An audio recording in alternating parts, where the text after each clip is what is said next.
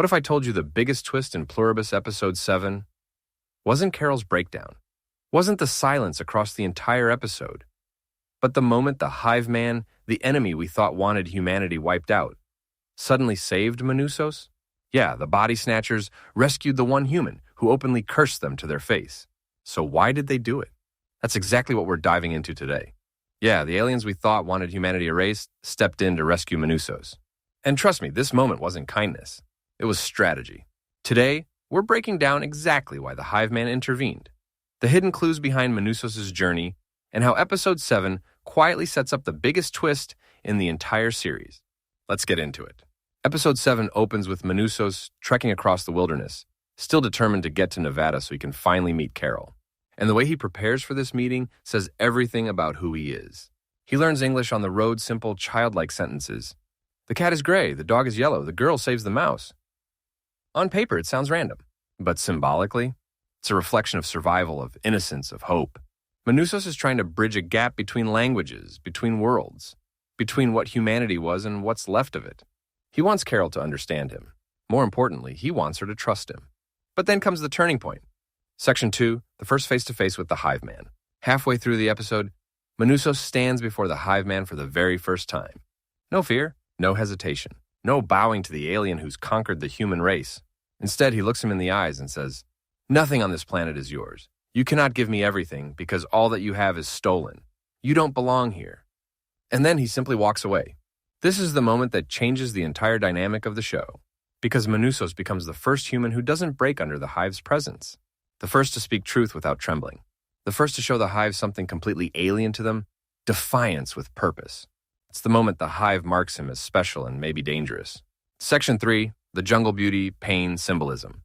After he leaves the Hive Man behind, Manousos chooses to cross the jungle alone. And visually, Pluribus delivers some of its most stunning cinematography. Lush greens, untouched rivers, cliffside springs that look like paradise. It's a reminder that Earth without humans is healing, but that healing doesn't mean safety. While climbing through the dense foliage, Manousos slips and gets impaled in the back by 8-inch chuga palm spikes. This scene is brutal, no music, no voiceover, just raw survival. Manousos heats his machete and cauterizes the wound himself. The man is literally burning flesh and pushing forward just to deliver his message to Carol. And that's the beauty of his character. Where Carol's emotionally drowning, Manousos is physically tearing himself apart to keep going. He is pure willpower, but even willpower has limits. And that's when everything changes. Section 4, the Hive Man rescues him. As Manousos bleeds out in the jungle, the camera pulls back, and we see a helicopter descending. Not a human one, a Hive-controlled one. The Hive Man, the same being Manousos insulted and rejected, comes to save him.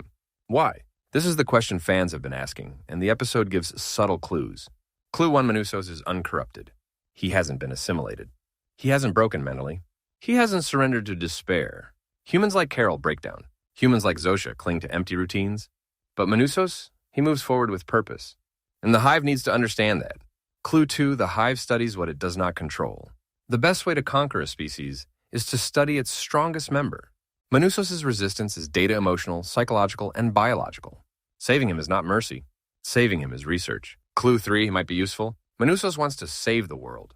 The Hive wants to reshape the world. They may not be aligned, but they might be compatible. The Hive sees something in him, something they can use. Manousos is the bridge between the species, or the weapon, or the solution. Either way, letting him die was never an option. Section 5, Carol's breakdown, the other side of humanity. While Manousos fights physically, Carol collapses emotionally. She writes, "Come back" in white paint on a driveway instead of calling. She doesn't try to escape. She doesn't try to rebuild. She just breaks. Zosia arrives and pulls her into a hug. And that moment hits harder than anything spoken dialogue could have given us. Because episode 7 barely has any words. The silence is intentional. It mirrors the emptiness of the world. It shows how humans left behind are losing their voices, their hope, and their meaning. Manousos is the opposite. He's walking, speaking, learning, and fighting. That contrast is the entire theme of the episode. Section 6, the real reason the Hive Man helped Manousos. So here it is, the real reason the Hive Man stepped in. The Hive doesn't fear humans who are broken. They fear the ones who refuse to break. Manousos is becoming something rare, a human with purpose, a human with courage, a human with clarity. The Hive wants to either understand him, control him, or use him. Saving him wasn't compassion. It was a calculation. Episode 7 is quiet, emotional, painful, and beautiful, but it's also the most important chapter so far. because it reveals that Manousos may be the single most important human left alive. If you love this breakdown and want more theory-heavy deep dives into Pluribus, hit that like button and subscribe. Episode 8 is going to explode this story wide open.